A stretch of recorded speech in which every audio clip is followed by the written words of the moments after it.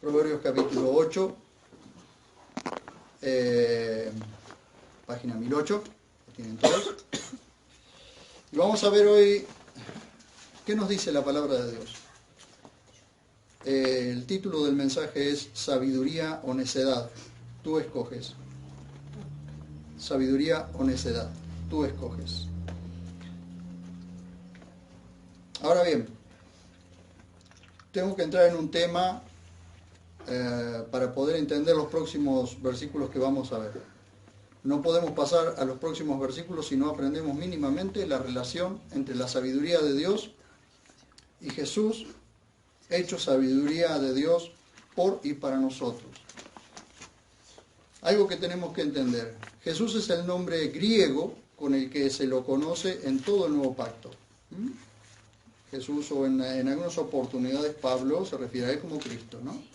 Jesús, el Cristo. Christos es Christos, que es una transliteración de Mesías, que significa ungido. Porque todo el Nuevo Pacto fue escrito en griego.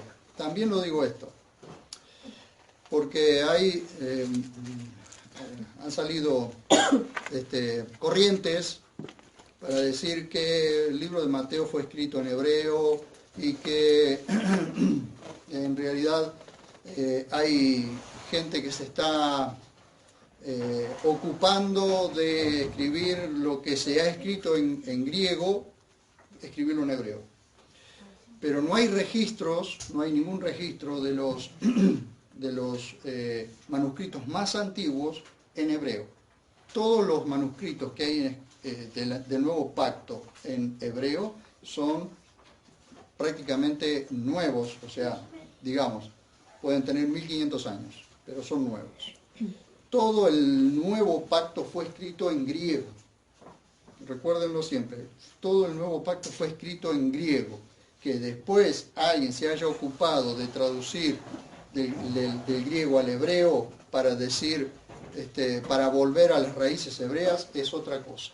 Pero todo el Nuevo Pacto fue escrito en griego.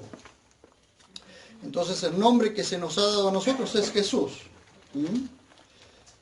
Pero Jesús en griego es Jesús, que translitera el nombre hebreo Yeshua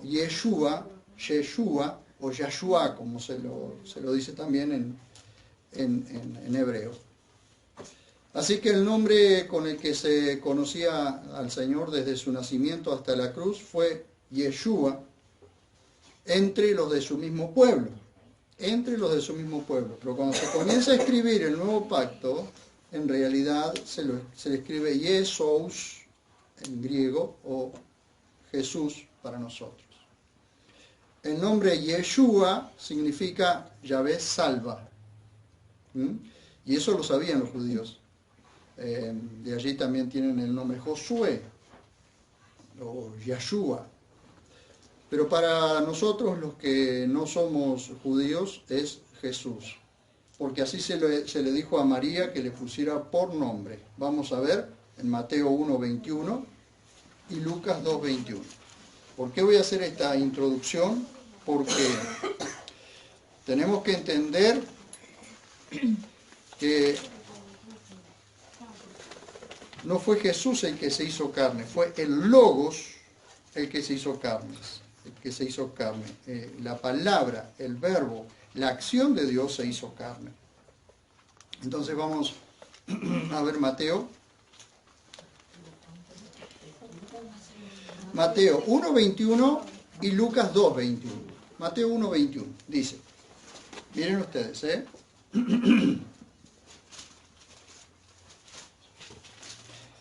1:21 dice, está en la página 1088, ¿sí? Mateo, después está Marcos y Lucas. Es importante que puedan comprender esto para que nunca entren en confusión. Miren, Mateo 1:21 dice, y dará. Esto es el ángel que le dice a María.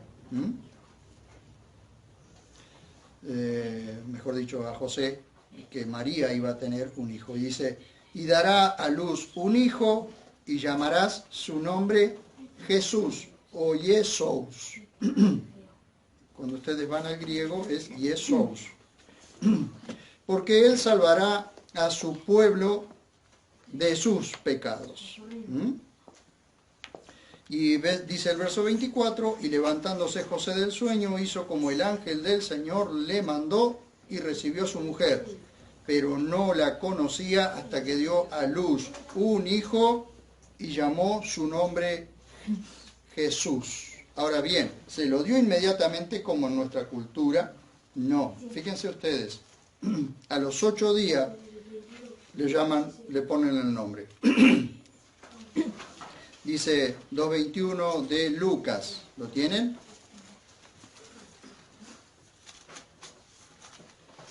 Fíjense ustedes, en el contexto judío, en el contexto donde está escrito esto, o donde está relatado esto, el nombre se lo ponen al 8º día, cuando son circuncidados los niños.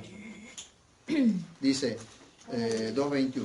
Y cuando fueron cumplidos 8 días para circuncidarlo, entonces su nombre fue llamado Jesús, el cual le puso el ángel. Fíjense ustedes, que ni siquiera el padre ni la madre le puso ese nombre, se lo puso el ángel, mandando a José que le pusiera Jesús, el cual le puso el ángel antes de quedar encinta.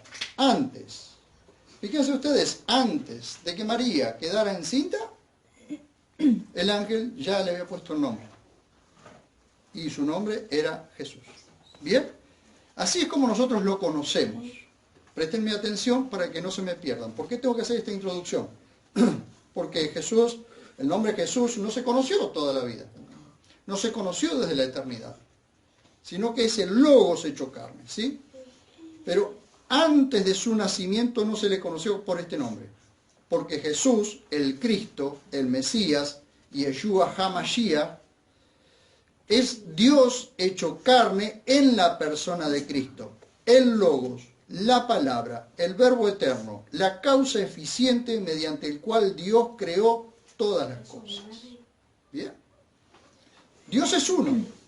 Y este es otro concepto que tenemos que tratar de comprender. Dios es uno, es un Dios. No son 3 dioses ni es un Dios con 3 cabezas. No, Dios es uno, que se manifiesta e interactúa en 3 personas inseparables. Dios el Padre, Dios el Hijo y Dios el Espíritu Santo. Es inseparable. Hay un solo término griego que puede alcanzar apenas a describir esta unidad de las 3 personas de un Dios. Hay un término griego que es perijoresis, que trata de transmitir la interacción, la interpenetración y contención de una persona con las otras 2 en plena y eterna comunión de las 3 personas de un solo y único Dios. Bien, Jesús es Dios hecho carne. Vino en forma humana, pero nunca dejó de ser Dios. Algunas religiones dicen que era mitad Dios y mitad hombre. Eso es una mentira. Otras dicen que cuando, por ejemplo, los judíos están esperando a su Mesías, pero dicen que el Mesías no es Dios.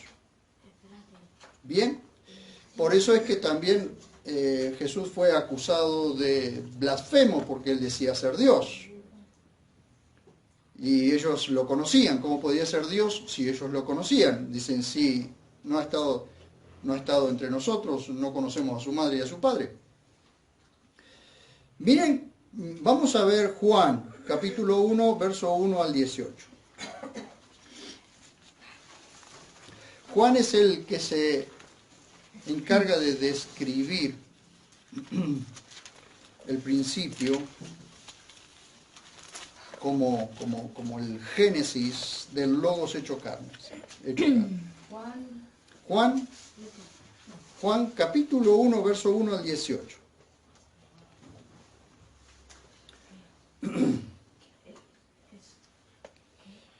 Quiero que puedan, es muy complicado con nuestra mente comprender la deidad, pero a medida que vamos creciendo y madurando en la fe, vamos comprendiendo un poquito más.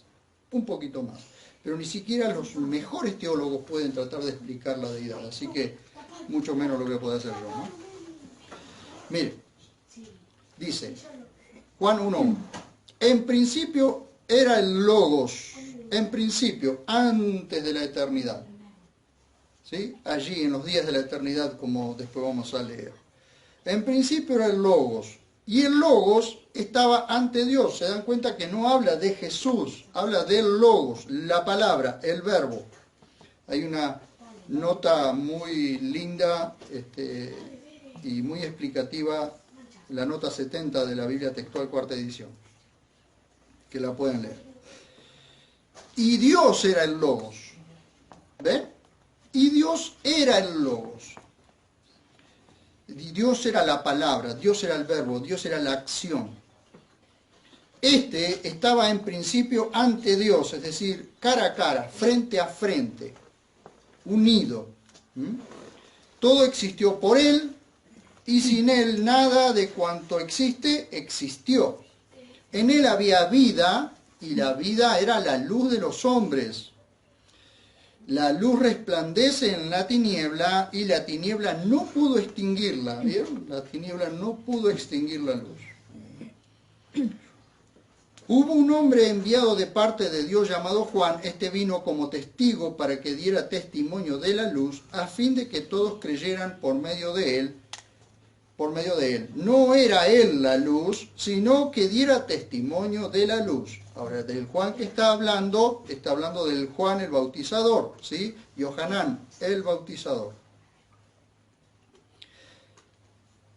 La luz verdadera, que al venir al mundo alumbra a todo hombre, estaba en el mundo, y el mundo se hizo por él. Y siempre está hablando del Logos, al cual después se le pone el nombre Jesús, ¿sí? Al cual nosotros podemos conocer como Jesús. Pero no se lo conocía como Jesús, ni como Yeshua, ni nada por el estilo.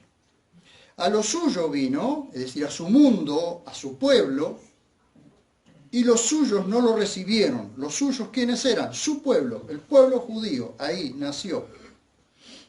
Pero a todos los que lo recibieron, y tengan en cuenta esto, pero a todos los que lo recibieron, a los que creen en su nombre, les dio potestad de ser hechos hijos de Dios. Tengan en cuenta esto, porque algunos dicen que toda la creación es hija de Dios, o todos los humanos somos hijos de Dios. No es. Todos los humanos somos creación de Dios, pero todos nacimos fuera del huerto del Edén, y todos los que nacimos fuera del huerto del Edén, dice la Biblia allí, que Adán tuvo un hijo a su imagen y semejanza. Adán y Eva fueron hechos a imagen y semejanza de Dios, pero luego, por causa del pecado, fuimos hechos a semejanza de Adán. Eso significa que ni bien Cristo, el postrer Adán, nos salvó, recuperamos la imagen y semejanza de Dios por Cristo. Por Cristo recuperamos la imagen y semejanza de Dios. Dice, a los que lo recibieron, a los que creen en su nombre, les dio potestad de llegar a ser hijos de Dios. Ahora les pregunto, ¿todo el mundo es hija de Dios? Mirando las cosas así. No todo el mundo, solo aquellos que lo recibieron, a los que creen en su nombre. ¿Bien? Hijos de Dios, solamente los que lo recibieron y los que creen en su nombre. Los cuales no fueron engendrados de sangre, ni de voluntad de carne, ni de voluntad de varón, es decir, a imagen y semejanza de Adán, sino fuimos engendrados espiritualmente de Dios. Fuimos engendrados espiritualmente de Dios. Adoptados, somos hijos ahora adoptivos de Dios. Nos adoptó como hijos, nos salvó y nos adoptó como hijos. Por los méritos de Cristo, ¿sí? Y el Logos, acá entra ahora, entra de lo atemporal, de lo que está fuera del tiempo, entra al tiempo y el espacio. En la eternidad no hay tiempo y espacio. En la eternidad no hay medida de tiempos. Pero Él entra a esta medida de tiempo. Entra al mundo. Dios lo mete en el mundo, le prepara cuerpo, lo mete en el mundo, entra al mundo, al tiempo y espacio, y dice, y el Logos se hizo carne y tabernaculizó entre nosotros. Ni moró, ni vivió, ni nada de eso, sino tabernaculizó, hizo tabernáculo. Un tabernáculo era una carpa provisoria, ¿sí? Una carpa de paso, ¿sí? Porque ese tabernáculo, por ejemplo, que se hizo en el desierto, se levantaba, se llevaba, y cuando Dios decía que se tenía que detener el pueblo, se volvía a armar. Y se armó en la tierra prometida y allí quedó hasta que se hizo el templo. Pero Jesús estuvo de paso por este mundo, ¿cierto? Desde que nació hasta la cruz estuvo de paso por este mundo. Entonces hizo tabernáculo, tabernaculizó. También esto significa que nació en el día de la fiesta de los tabernáculos. Dice, y el Logos se hizo carne y tabernaculizó entre nosotros. Y dice Juan, el escritor, el apóstol Juan, no Juan el Bautista, y contemplamos su gloria. Cuando ustedes van a Primera de Juan, van a ver ustedes lo que contemplamos, lo que palparon nuestras manos, lo que escuchamos, tocante al verbo de la vida. Porque es el mismo el que contempló su gloria. Gloria como del unigénito del Padre, lleno de gracia y de verdad. Juan testifica acerca de él y ha clamado diciendo, el que está aquí, Juan testificando acerca de él, es Juan el Bautista. Juan el bautizador, mejor, Juan el bautizador. Juan testifica acerca de él y ha clamado diciendo, este es aquel de quien dije, el que viene después de mí es antes de mí porque era primero que yo. De su plenitud todos recibimos gracia tras gracia. ¿Por qué gracia tras gracia? Vean ustedes el verso 17. Porque la ley fue dada por medio de Moisés. Eso es una gracia. La gracia y la verdad se hicieron realidad por medio de Jesucristo. Esa es la manifestación plena de la gracia. Nadie ha visto jamás a Dios. ¿Se entiende esto? Nadie jamás ha visto a Dios. Y si Cristo no hubiese aparecido en el mundo, nadie hubiese visto a Dios. Dice, nadie ha visto jamás a Dios. El unigénito Dios. El unigénito Dios. No es unigénito Hijo, es el unigénito Dios. Que está en el seno del Padre, está en plena comunión, en plena interacción, está en plena interpenetración, están tan unidos, dice que está en el seno del Padre, Él lo explicó. Jesús vino para explicar al Padre. Jesús vino para explicar a Dios, para hacer una exégesis de Dios. Por eso cuando le preguntaron, muéstranos al Padre y nos basta, y él dijo, tanto tiempo he estado con ustedes, el que a mí me ha visto al Padre. Mirar a Jesús era mirar al Padre. ¿Ven? Si Jesús no se hubiese hecho visible, o el Logos no se hubiese hecho visible, nadie hubiese visto a Dios. Porque a Dios no lo vio jamás, pero el que vio al Hijo, vio al Padre. ¿Bien? ¿Va entendiendo? ¿Por qué toda esta explicación? No se me pierdan. Ya se van a dar cuenta por qué. Pero estuvo en la eternidad Él tomó forma humana, pero nunca dejó de ser Dios. Pero estuvo en la eternidad junto al Padre desde antes de todo lo creado, y lo creado es de Él, por Él y para Él. Colosenses 1, 15 al 20.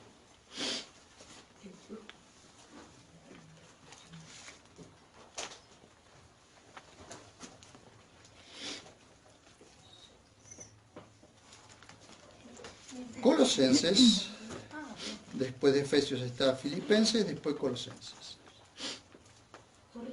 Les dije, Colosenses 1, 15 al 20.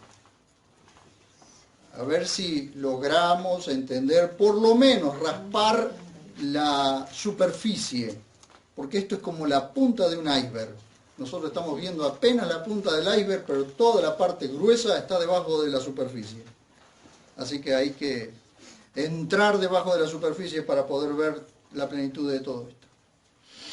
Dice Colosenses, lo tiene en 1348 la página. Él, esto es lo que deben prestar atención. Él es la imagen del Dios invisible. Podríamos decir, Él es la imagen visible del Dios invisible. ¿Van entendiendo? Él es la imagen del Dios invisible. El primogénito de toda creación. Es decir, Él estaba antes que todo, antes que toda creación, antes que nada, cuando no había absolutamente nada. Porque en Él fueron creadas todas las cosas. Esto es la supremacía de Cristo. En los cielos y en la tierra, las visibles y las invisibles. Tronos o dominios o principados o potestades, todas las cosas han sido creadas por Él y para Él. Para Él. Él es heredero de todas las cosas. Y Él es antes de todas las cosas. Y todas las cosas subsisten en Él. En Él subsisten. La tierra, ¿por qué? Porque la tierra está suspendida sobre la nada. O está suspendida en la nada. La tierra no tiene cables, no tiene nada que la sostenga. ¿Qué es lo que la sostiene? Cristo. Todas las cosas subsisten en Él. Él es el que sostiene la tierra suspendida en la nada. Y Él es la cabeza del cuerpo. ¿Cuál es el cuerpo? La iglesia. Él es la cabeza del cuerpo, de la iglesia. ¿Quién es nuestra cabeza?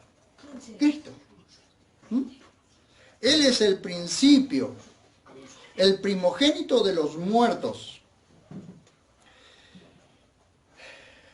Porque Él fue el que resucitó, es la primicia. Él es la primicia de los muertos. Él es el primogénito de los muertos, para que en todo tenga Él la preeminencia. Por cuanto agradó que en Él habitara toda la plenitud, y por medio de Él reconciliar consigo todas las cosas. ¿Qué hace Dios? Después lo vamos a ver. Dios en Cristo estaba reconciliando todo lo que se había divorciado de Él. Todo lo que se había divorciado de Él. Por causa del pecado, en Cristo lo estaba reconciliando. Él estaba uniendo los cielos y la tierra. Él estaba uniendo a la humanidad con el Dios del que se había divorciado.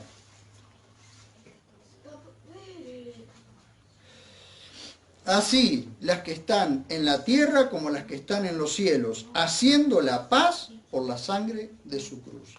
Cuando se derramó hasta la última sangre, hasta la última gota de su sangre a los pies de la cruz, se estaba haciendo la paz por esa sangre. ¿Bien? Él mismo dijo que salió del Padre y volvía al Padre. Miren lo que dice Juan 16, 27 y 28. Por eso les recomiendo que lean todo el Evangelio de Juan detenidamente, porque van a encontrar profundidades de la deidad de Cristo. Él mismo dijo que salió del Padre y volvía al Padre. Juan 16, 27 y 28. Dice, página 1079. Evangelio de Juan. Evangelio de Juan. Seguimos en el Evangelio de Juan. 16, 27 y 28.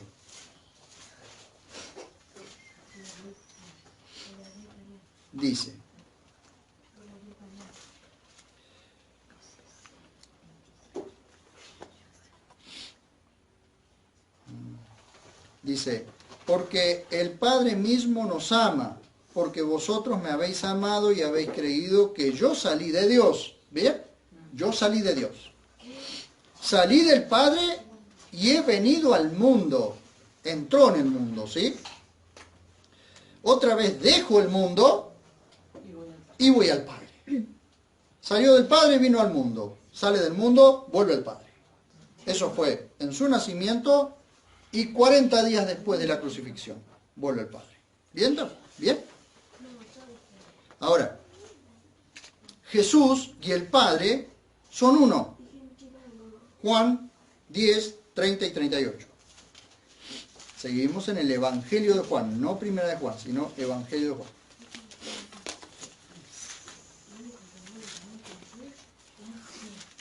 Juan, les dije, 10, 30 y 38.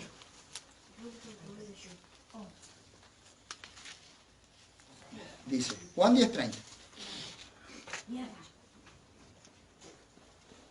¿Lo tienen? Sí. Yo y el Padre somos uno, dice. ¿Se dan cuenta? No una sola persona, sino un mismo Dios. Son dos personas.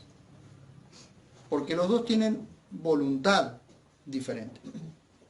Y eso queda demostrado en el huerto de Getsemaní, cuando él dice, Padre,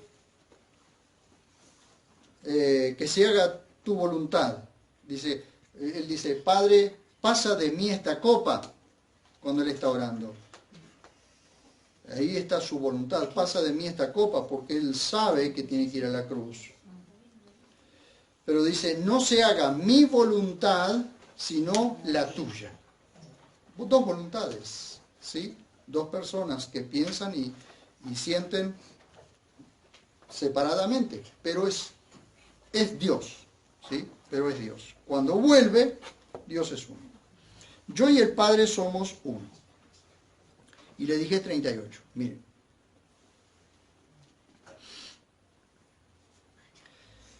Pero si no hago las 10:37, si no hago las obras de mi Padre, no me creáis.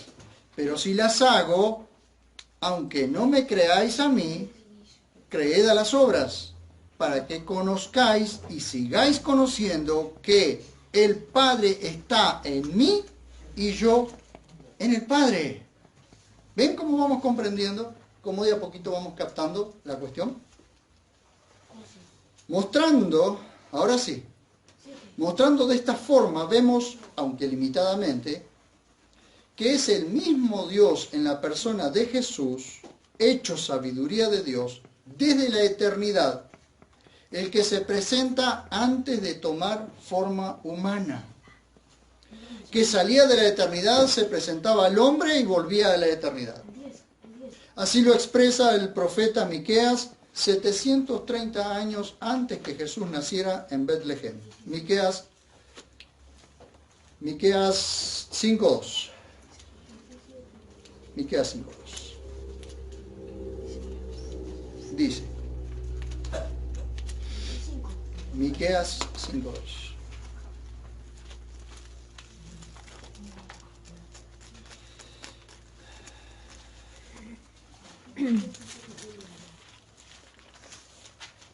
Antes de Oseas, Miqueas 5:2 sería página 472. Página 472. Le dije Miqueas, si le dijera Abdías, no la encuentran más.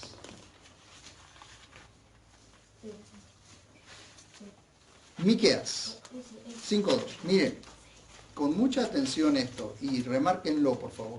472 es la página. ¿Encontraron? 472. Dice: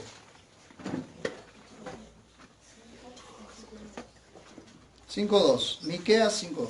Pero tú, esto lo escribe Miqueas, lo profetiza y lo escribe Miqueas 730 años antes de Cristo, de que nacieron. Pero tú, Betlehem, comúnmente lo llamamos Belén, pero es Betlehem, casa del pan, casa de Efrata, pequeña para estar entre las familias de Judá, de ti me saldrá el que será caudillo en Israel, cuyas salidas son desde el principio, desde los días de la eternidad. La mejor forma de explicar esto es: estaba en la eternidad, junto al Padre. Cada vez que necesitaba intervenir, entraba al mundo, ¿sí? Entraba a este tiempo y espacio. Intervenía, como por ejemplo, que mostrarles cuando se le aparece a Abraham, que le dice que aparecen 3 ángeles, pero después siguen 2, pero el ángel que se queda delante de Abraham, el ángel que se queda delante de Abraham, Abraham está intercediendo por Sodoma y Gomorra, o por Sodoma. Ese era el Cristo preencarnado, ¿sí? Y después tiene muchas apariciones más, como por ejemplo a Josué cuando se le aparece con una espada desenvainada, o cuando lo llama de la zarza ardiendo. Ese es el Cristo preencarnado. Nadie lo conocía por el nombre Jesús. El nombre Jesús se lo conoció a partir del momento de su nacimiento de la Virgen María, o de Miriam, la Virgen, ¿sí? Entonces sus salidas, dice, cuyas salidas son desde el principio, desde los días de la eternidad. Intervenía en los asuntos humanos y volvía al Padre.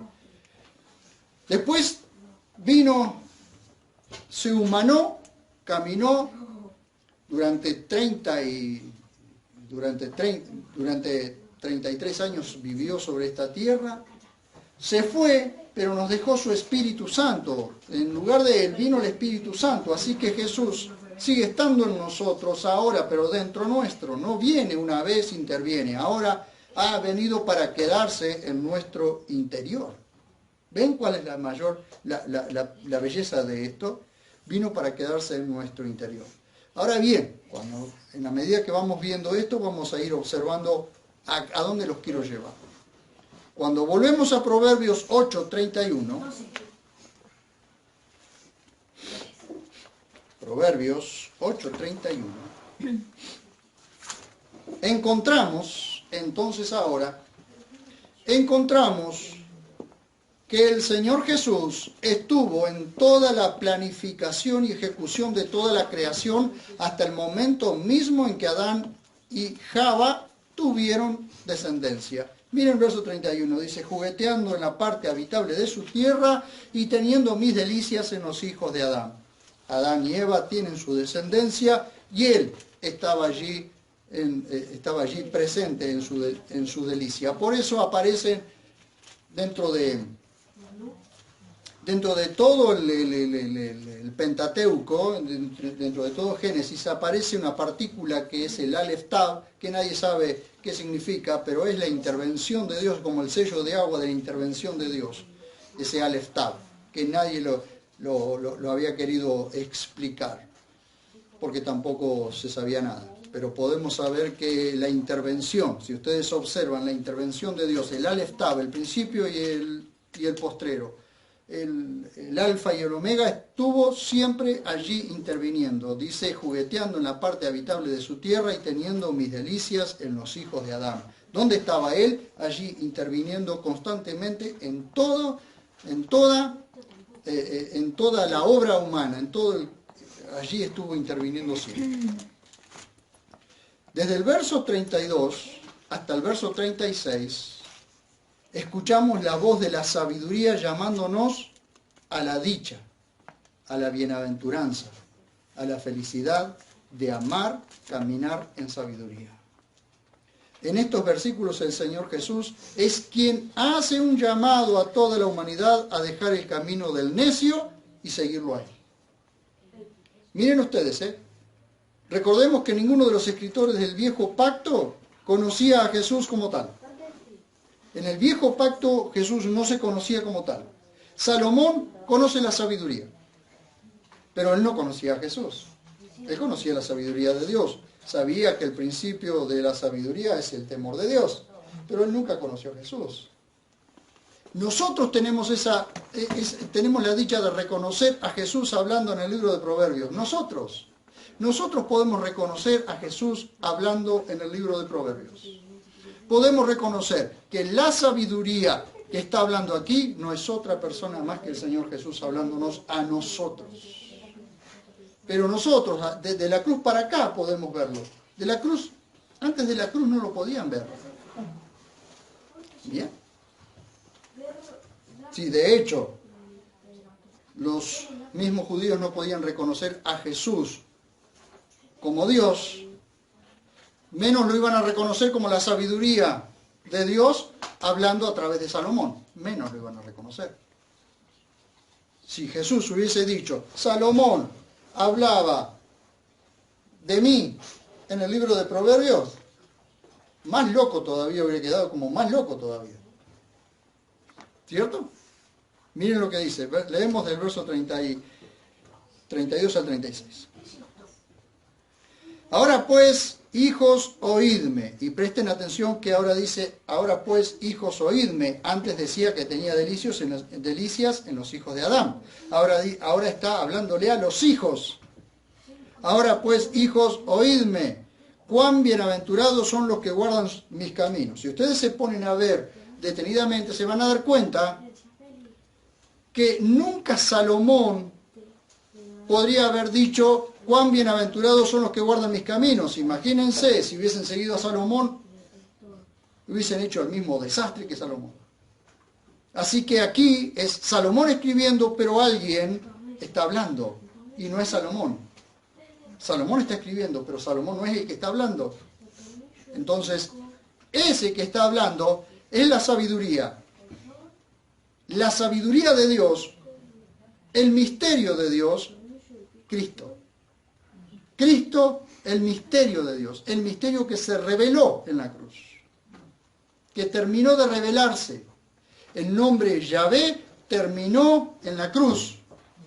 Yahvé salva, Yahvé salvó a través de la cruz. En el nombre Yahvé con el que conocí a Israel se terminó en la cruz. ¿Ven? Pero ahora nosotros podemos ver a Jesús aquí hablando. Nosotros, antes de la cruz, las generaciones anteriores no podían ver eso. Pero a nosotros se nos reveló, hermanos, a nosotros se nos reveló. A nosotros se nos revela esto. Dice, la sabiduría dice, cuán bienaventurados son los que guardan mis caminos. Cuán bienaventurado es el hombre que me escucha. ¿Cómo puede ser la sabiduría como algo abstracto que nos hable y que tengamos que seguirlo y que tengamos que escucharlo? Es imposible. Tampoco sería como la diosa griega, Sofía. Porque no es la diosa griega, Sofía. Esto es una persona la que está hablando aquí. Y es una persona eterna. Y es la misma sabiduría de Dios hablándonos. Dice, vigilando en mis portones, cada día, aguardando en el umbral de mis entradas. Porque el que me halla, halla la vida. ¿O no hallamos la vida nosotros cuando hallamos a Cristo? Amén. Y alcanza el favor de Yahvé. Pero el que peca contra mí defrauda su propia alma, y todos los que me aborrecen aman la muerte. Si no vemos a Cristo aquí, no sé qué vemos.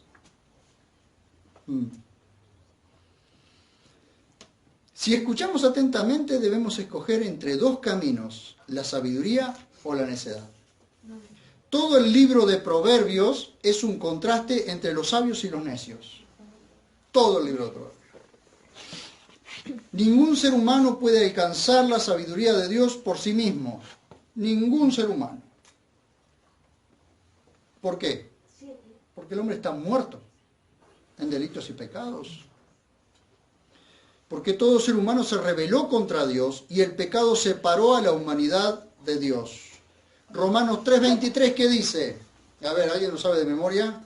Por cuanto todos pecaron, están privados de la gloria de Dios. Recuerden esto, por cuanto todos pecaron, están privados de la gloria de Dios, separados. Como quien está privado de la libertad, vieron que está encerrado de todo. El ser humano no busca a Dios. Cuando ustedes escuchen a gente decir, yo buscaba a Dios desde antes, jamás sucedió eso. Dios es el que buscó al hombre. ¿Y cuándo lo buscó? En la cruz. A través de Cristo lo buscó. Fíjense lo que dice Romanos 3, 10 al 18.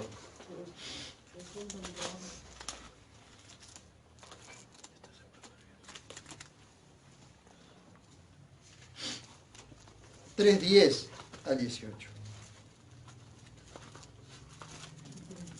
1320.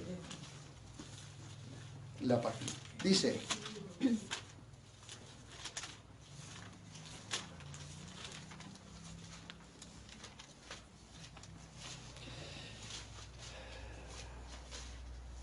venía Romanos comienza, en Romanos Pablo comienza hablando de los gentiles, hablando de los judíos y ahora habla de todos. Entonces dice, como está escrito, no hay justo ni medio. No hay justo ni aún uno. Miren la declaración. Cada una de estas cosas que vamos a leer aquí está tomada del libro de los Salmos. Esto no es que lo dice Pablo. Pablo lo dice tomándolo del libro de los Salmos, de cada salmo. Miren, no hay justo ni aún uno. No hay quien entienda. No hay quien busque a Dios. Ahora, cuando alguien les dice, yo estuve buscando a Dios, le está mintiendo. ¿Por qué? Yo cuando me han dicho así, yo le digo inmediatamente, no hay quien busque a Dios. Vos no anduviste buscando a Dios. Dios te vino buscando a vos. Dios te estuvo llamando. No hay quien busque a Dios. Todos se desviaron, a una se corrompieron. Cuando dice todos es todos, no quedó nadie afuera. No hay quien haga lo bueno, ni siquiera uno. Esto está mirándolo Dios, está mirando la humanidad. La perspectiva desde Dios, mirando la humanidad. No hay quien haga lo bueno, ni siquiera uno. Sepulcro abierto es su garganta, con su lengua engañaban, veneno de áspides hay bajo sus labios. Busquen luego en internet qué es un áspid, una de las serpientes más letales que hay sobre la tierra. Su boca está llena de maldición y de amargura. Veloces son sus pies para derramar sangre. Destrucción y miseria hay en sus caminos, y no conocieron camino de paz. No hay temor de Dios delante de sus ojos. Linda descripción de nuestro pedigrí, de nuestra raza. La raza humana así está, todos corruptos. Todos nos hemos corrompido. Si no hubiese sido por Cristo, estaríamos todos encajaditos aquí. Todos. Ni aunque me diga que es el más bueno. ¿Bien? Dios buscó al hombre en toda la historia humana hasta la cruz, donde Dios estaba reconciliando al hombre consigo mismo en Cristo. Segunda de Corintios 5, 17 al 21.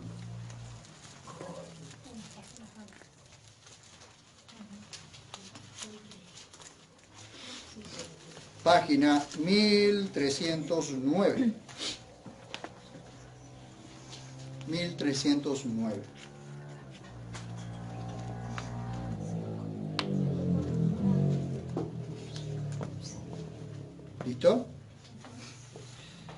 5, 17 al 21, dice: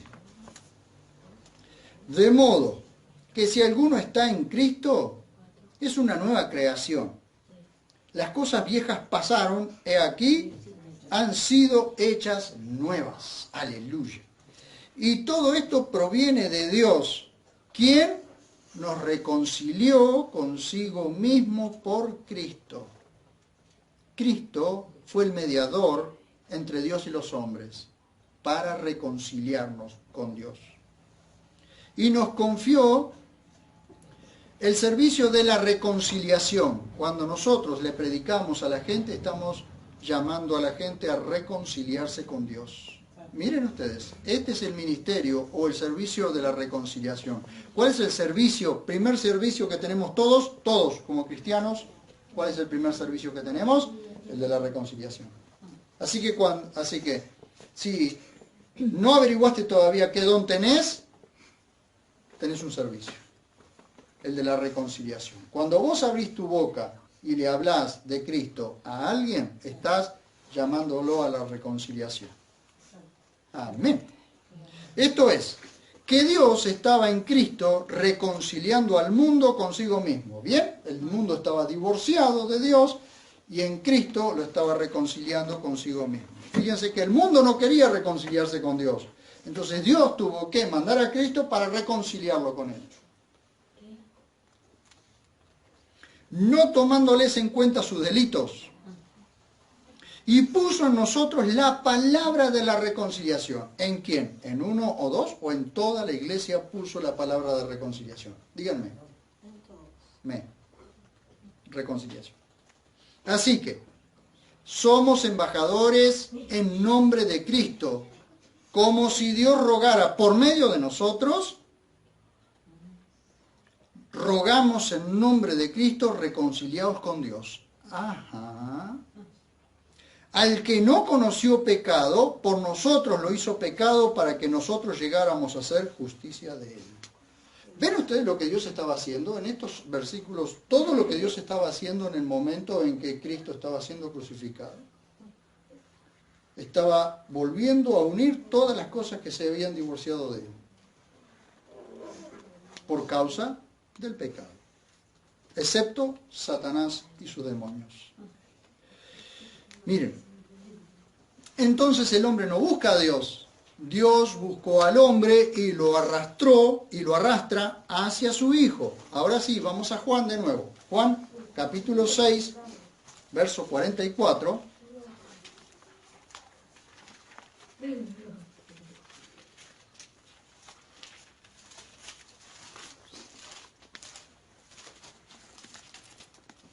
...6, 44.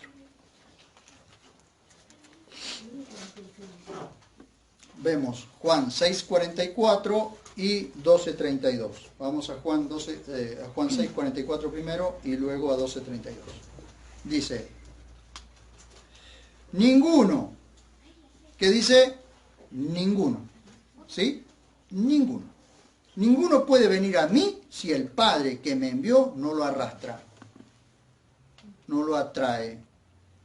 Como un muerto no puede subir al barco o al bote que lo va a rescatar o que lo va a sacar del agua, así estábamos nosotros.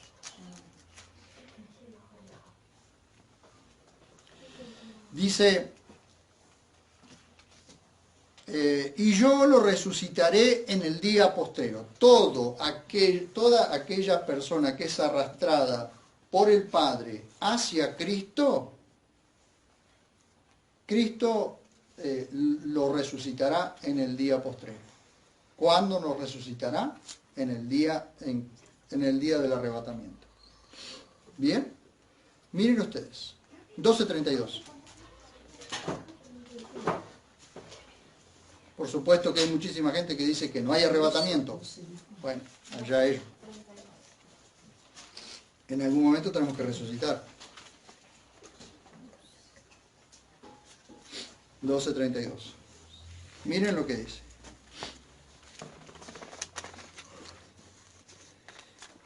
Y yo, cuando sea levantado, levantado en alto de sobre la tierra, es decir, en el momento de la crucifixión, a todos atraeré a mí mismo. Todo lo que estaba reconciliado será atraído al Padre nuevamente. Será atraído a Dios nuevamente. En el mismo momento, esto ya está hecho, hermanos. Esto ya está hecho. Que no lo veamos completo no significa que en Cristo ya no esté todo hecho. Esto ya está todo hecho.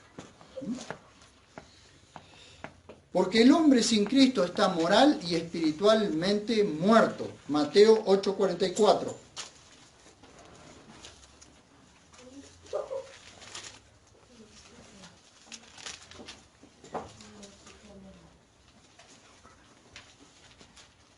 Dice, página 1097.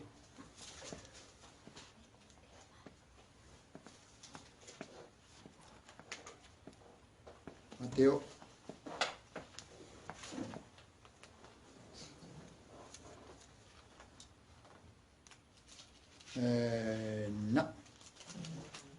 no es 8:44. Bueno, he errado el...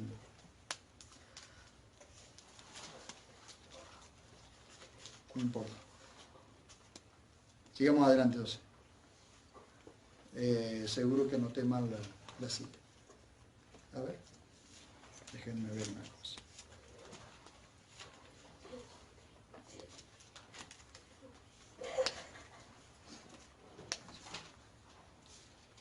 Sí, no he anotado mal la cita. No importa, seguimos.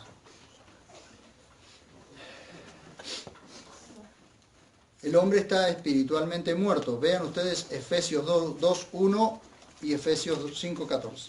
Efesios 2:1 y 5:14.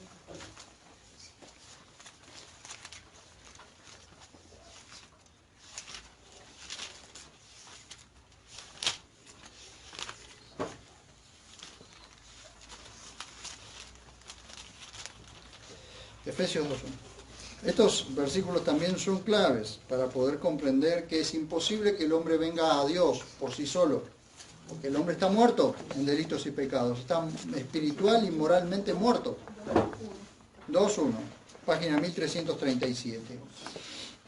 Dice, y a vosotros, estando muertos en vuestros delitos y pecados, y a vosotros, estando muertos en delitos y pecados, le pregunto yo, ¿qué muerto se puede mover? ¿Qué muerto siente? ¿Qué muerto puede ir a buscar a Dios? Ninguno. 5:14.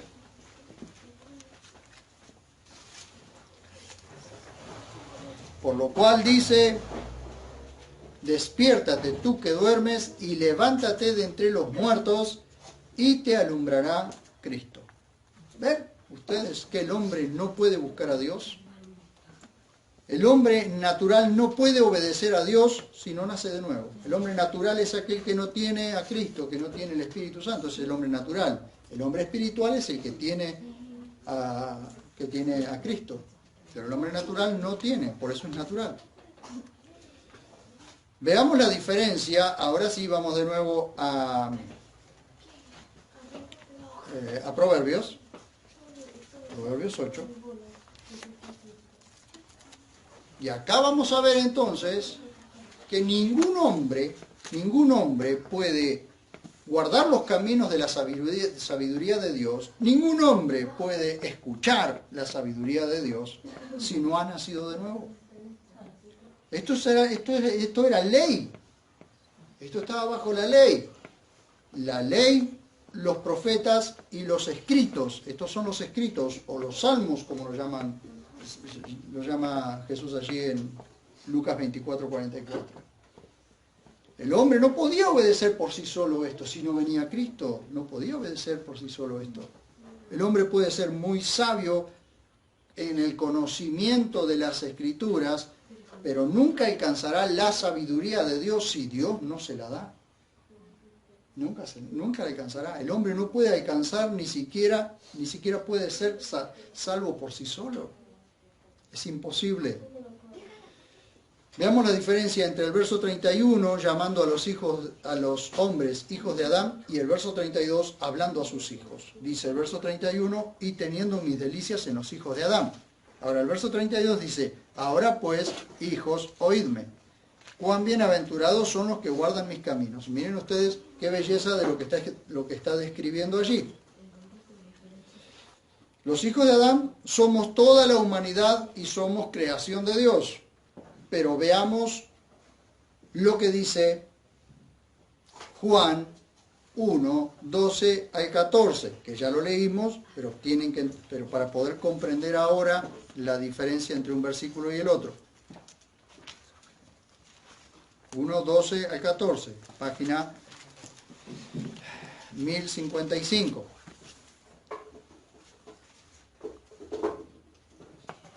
Dice, pero a todos los que lo recibieron, a los que creen en su nombre, les dio potestad de llegar a ser hijos de Dios, los cuales no fueron engendrados de carne, no fueron engendrados de sangres, ni de voluntad de carne, ni de voluntad de varón, sino de Dios.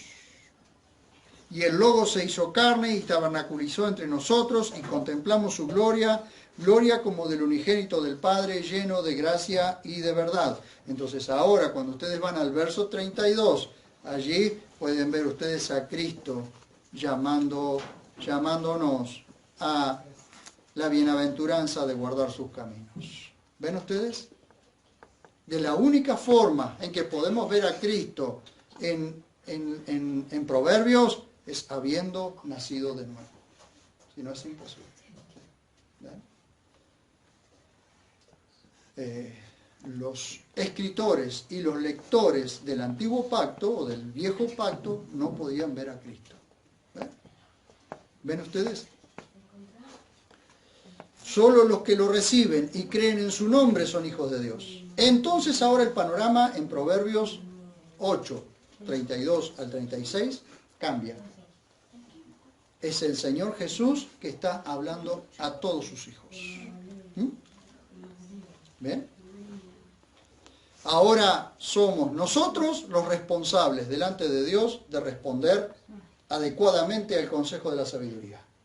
Somos nosotros y todos aquellos que han nacido de nuevo los que deben responder adecuadamente al consejo de la sabiduría. ¿Y cuál es el consejo de la sabiduría? Veamos.